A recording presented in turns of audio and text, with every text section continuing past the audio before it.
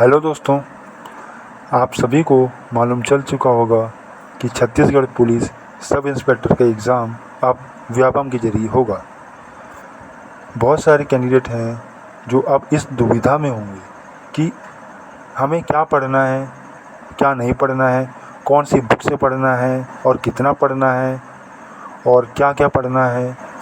तो चलो उसी के सिलेबस के बारे में हम आपसे कुछ चर्चा कर लेते हैं और वीडियो को पूरा ध्यान से देखिएगा, तभी आपको अच्छे से समझ में आएगा। सबसे पहले विज्ञान के बारे में देख लेते हैं।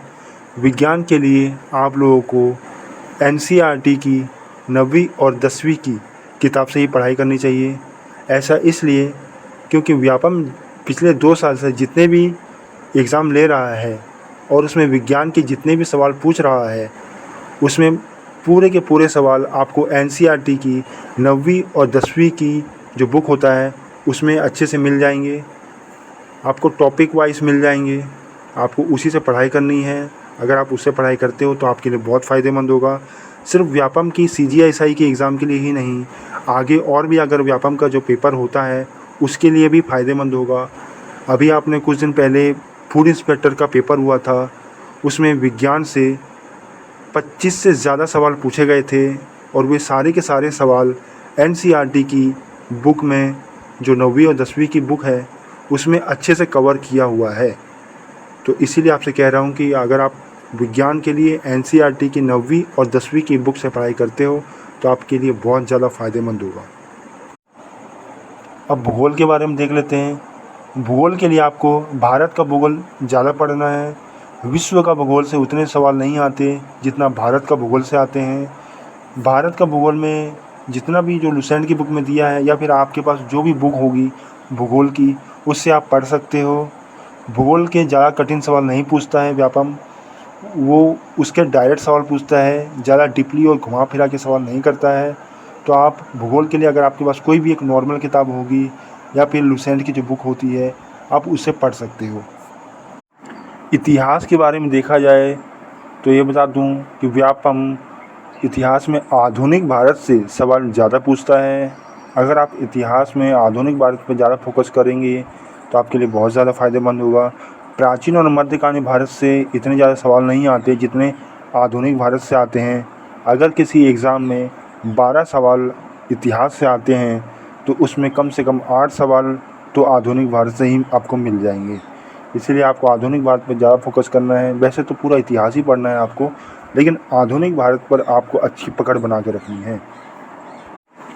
अर्थशास्त्र के लिए भी व्यापम लगभग 8 से 12 सवाल दे सकता है, तो आपको अर्थशास्त्र पर भी ज़्यादा ध्यान देना है।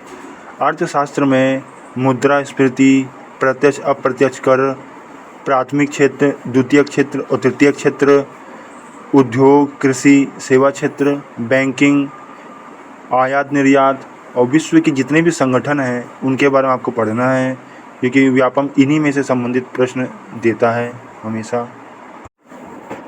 संविधान से भी 7 से 10 सवाल व्यापम हर एग्ज़ाम में देता है, इसलिए आपको संविधान पर भी अच्छे से फोकस करना है।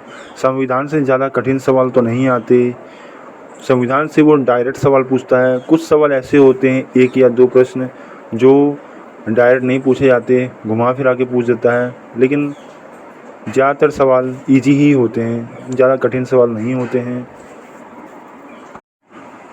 करंट अफेयर के लिए आपको पिछले 1.5 साल का करंट अफेयर पढ़ना है। लगभग 10 से 15 सवाल आ सकते हैं, शायद इससे ज़्यादा सवाल भी आ सकते हैं, इसलिए आपको करंट अफेयर पर अपनी पकड़ थोड़ी मजबूत करनी है। प्री और मेंस दोनों में करंट अफेयर आएगा, इसलिए आपको करंट अफेयर अच्छे से पढ़ना है पिछले 1.5 साल का।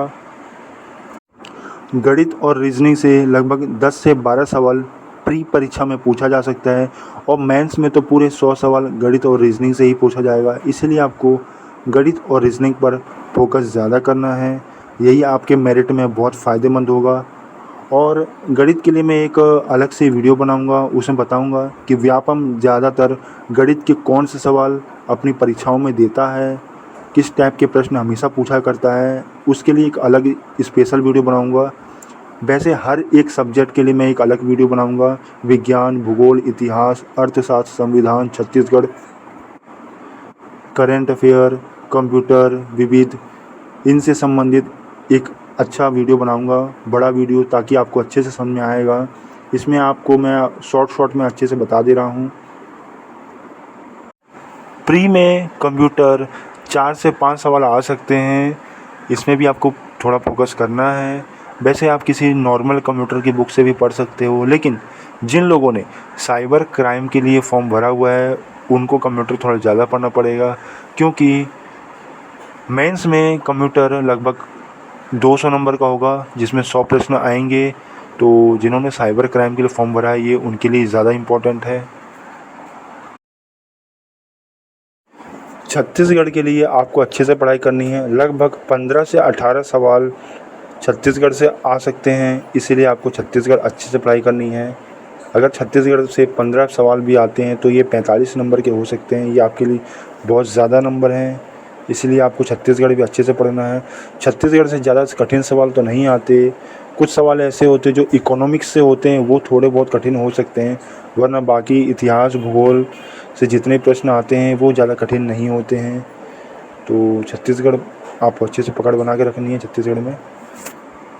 तो दोस्तों, मैं आपको विज्ञान, गणित, इतिहास, अर्थशास्त्र, संविधान, छत्तीसगढ़, करंट अफेयर, गणित और रीजनिंग, कंप्यूटर के लिए एक अलग से वीडियो बनाऊंगा। हर एक सब्जेक्ट के लिए एक वीडियो बनाऊंगा, क्योंकि अगर इस वीडियो में मैं इतना डिटेल में बताऊंगा तो ये वीडियो बहुत बड़ी हो जाएगी।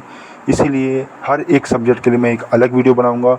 उसमें आपको बताऊंगा कि किस तरह के प्रश्न व्यापम हमेशा पूछा करता है, किस टॉपिक से ज़्यादा सवाल करता है और कहाँ से उसका सोर्स लेता है।